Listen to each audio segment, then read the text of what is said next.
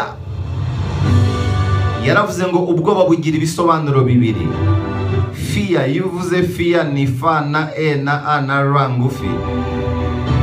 Ni forget everything and run. Ibagirwa buri kimwe cyose wiruka uhunge. Ubwoba nuko bumeze. Igisobanuro cya kabiri ni face everything and rise. Hangana na buri kimwe cyose kiguteye ubwoba ubundi utumbagire. Buri gihe amahitamo aba yawe. Hunga cyangwa uhangane n'ubwoba. Ziggy Ziglar yaravuze ngo ushobora kubona buri kimwe cyose ushaka muri ubu buzima igihe cyose ufasha abandi kubona ibyo bashaka. Aravuga ngo ubuzima ni nyiramubande. Ibyo wohereje nibyo bikugarukira. Ibyo biba nibyo usarura. Ibyo utanze nibyo ubona. Yaravuze ngo iyo uhinduye imitekerereze yawe uhindura ibikorwa. Iyo uhinduye ibikorwa byawe uhindura ejo hazaza. Yaravuze ngo ntuzigere na rimwe ucira abantu urubanza. Ntukagira umuntu urenganya mu buzima bwawe. Abantu beza bazaza mu buzima bwawe bazaguha ibyishimo. Abantu babi bazaguha ubunararibonye. Mu gihe abantu babi cyane bazagusigira isomo. Hanyuma abantu beza cyane bazagusigira urwibutso. Nta muntu n'umwe w'ubusa mu buzima bwawe. Na wa wundi uza mu buzima bwawe mubi agusigira isomo. Yaravuze ngo ntibisaba kuba udasanzwe kugira ngo utangire, ahubwo bigusaba gutangira kugira ngo ube umuntu udasanzwe. Yaravuze ngo buri gihe hazabaho abantu bazagufata nabi mu buzima, hazabaho abantu bazaguhemukira. Ujye wibuka kubashimira kuko nibo bakugira umunyembaraga. Batuma ukura ukaba munini kurusha ibibazo. Ikitakwishe nicyo kigukomeza.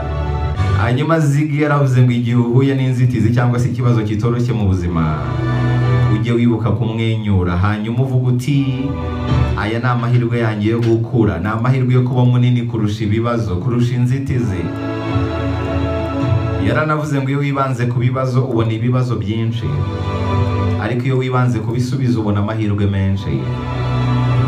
Ziggy yaravuze ngo ntukancire urubanza ku mateka yanjye yahahise kuko ntabwo nyiyabamo. Ziggy yaravuze ngo igihe cyiza cyo gukora ikintu gikomeye ni hagati y'ejo hashize n'ejo hazaza. Ubwo hagati y'ejo hashize n'ejo hazaza ni uyu munsi. Nta gihe nyacyo uzabona kiruta none. Hanyuma yaravuze ngo burya uzagira umwanya umarana n'abantu ukunda. Tubaho kubera abantu ukunda. Tubaho kubera abantu dukunda. Ibintu byose ukora ubikorera abantu ukunda. Ni nayo mpamvu ugomba gutakaza ikintu cyose byagusaba kugira ngo ugumane abantu ukunda. Nta kibazo na kimwe rwose giteye. Gira umwanya umarana n'abantu ukunda, kuko nutabikora hari igihe uzicuza. Hari igihe kizagera ukavuga uti iyaba narabikoze, iyo mbimenye nari kumarana umwanya munini n'abantu nkunda. Ariko nubikora igihe kizagera uvuga uti ntacyo nishinja, byibuze nishimiye kuba mu buzima nabayeho, nabonye umwanya uhagije wo kumarana n'abantu nkunda. Burya akazi nikakaguhake ngo ubure umwanya wo kumarana n'abantu ukunda. Uyu mugabo yaravuze ngo mu kanya nk'ako guhumbya ibintu byose bishobora guhinduka. Niyo mpamvu ukwiye kubabarira vuba kandi ugakunda n'umutima wawe wose, kubera ko ayo mahirwe aza rimwe mu buzima. Yaravuze ngo byinshi mu bibazo by'ubuzima biterwa n'impamvu ebyiri gusa: dukora tutatekereje, cyangwa se tugakomeza gutekereza ntitugire ikintu dukora. Yaravuze ngo abantu babi bameze nk'uburozi mu mutwe wawe. Abantu b'abacantege ni nk'uburozi mu mutwe wawe. Ntukemere ko abantu nk'abo bakodesha umwanya mu mutwe wawe. Zamura ubukode mu mutwe wawe. Abo bantu birukane kuko nta hantu bazakugeza. Umuntu nakuzanaho urucantege ujye umubwira ko wazamuye ubukode mu bwonko. Yaravuze ngo ntukabare ibintu ukora, ahubwo ukora ibintu bibara. Ntugahora ubara ibintu ukora, ahubwo ukora ibintu bibara. Yaranavuze ngo ikibazo si imyaka ufite uko waba ukuzemo kose, nta gihe cyarenze cyo gukabya inzozi no kuzirota. Uko waba ungana kose wakabya inzozi, burya n'umusaza rukukuri yazikabya. Nta muntu mukuru ku buryo atarota, nta n'umuntu mukuru ku buryo atakabya inzozi. uyu mugabo yavuze ijambo rikomeye ngo igihe cyose uzareba uruhande rwiza rw'ibintu uracyari muto kurusha uko uzongera kubaho nuhitamo neza inzozi nyazo ugahitamo uruhande rwiza. Yaranavuze ngo ubuzima ntabwo bufasha inyangamugayo cyane ahubwo bufasha inyaryenge. Uri kumva ukuntu iryo jambo rikomeye? Yaravuze ngo hari ibintu ushobora gutanga kandi ntubitakaze, nta gihombo wagira utanze ibyo bintu. Harimo ijambo ryawe, gerageza uvuge amagambo meza. Harimo inseko yawe, kumwenyura. Umwenyuye waba iki? Ko guhangana n'isi n'ubundi ari umukino utazigera utsinda. Ikindi kintu ushobora gutanga ntugihombe ni umutima ushima. Ushimiye waba iki? Ukareka guhora unenga. Niba ibintu uhora ubirebera mu ndorerwamo mbi, wahinduye ukajya ushimira, basi ukagira n'utuntu dukeya ushimira, waba iki ko ari ikintu watanga ntugihombe. Hanyuma aravuze ngo ntukemere inama z'umuntu waretse inzozi ze zigatakara mu gihe wowe ukurikiye inzozi zawe. Hanyuma aravuze ngo baho mu buryo umuntu aramutse akuvuze nabi nta n'umwe wabyemera. Ese umuntu aramutse akuvuze nabi abantu bashidikanya cyangwa bahita bavuga bati nibyo koko? Hanyuma yaravuze ngo fasha nta muntu ukennye ku buryo ntacyo yatanga. Nubona umuntu udaseka basi uzamuha inseko yawe. Hanyuma yaravuze ngo ntugatangire umunsi wawe ugifite ibikomere by'ejo hashize. Burya iby'ejo byararangiye nta kintu wabihinduraho. Ibyabaye ejo ntibikakubuze kubaho uyu munsi wuzuye. Ejo harangiye mu ijoro ryakeye. Uyu munsi ni umunsi mushya kandi ni wo wawe. Yaranavuze ngo nta lifuti yo gutsinda ibaho, ugomba kuzamuka esikariye. Nta nzira ya bugufi, nta nzira yoroshye igana ku ntsinzi ibaho.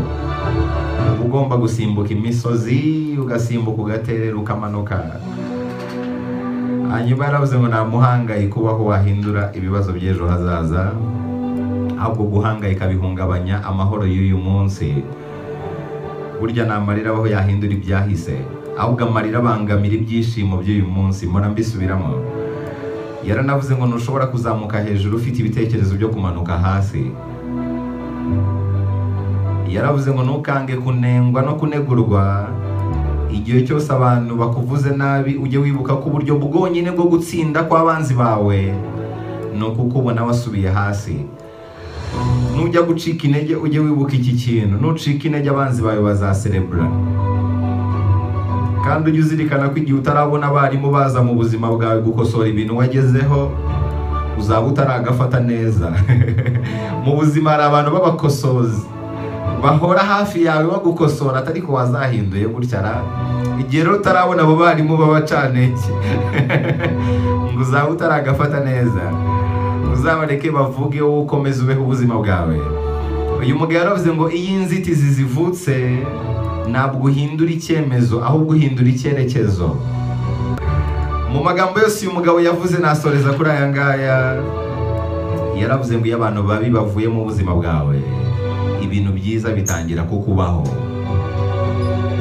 Yaranavuze ngo ibiva mu kanwa kawe bigenwa n'ibigenda mu bitekerezo byawe. Arongera aravuga ngo niba utabyaje umusaruro igihe ufite, abandi bantu bazagufasha guta igihe. Yaravuze ngo urwandiko rwawe rw'ejo hashize ntirushobora kongera kwandikwa, ariko urwandiko rwawe rw'ejo hazaza nawe ntirarujyaho. Ni wowe ukwiye kurwandikaho uko ubishaka. Yaravuze ngo nta muntu uri ku isi ushobora kugutera kumva ko uri hasi mu gihe utamuhaye uburenganzira. Burya abantu winjije mu buzima bwawe nibo bashobora kuguca intege bigakunda. Uzabicunga urebe abantu baguca intege, abantu batuma udatera imbere niba abandi winjije mu buzima bwawe.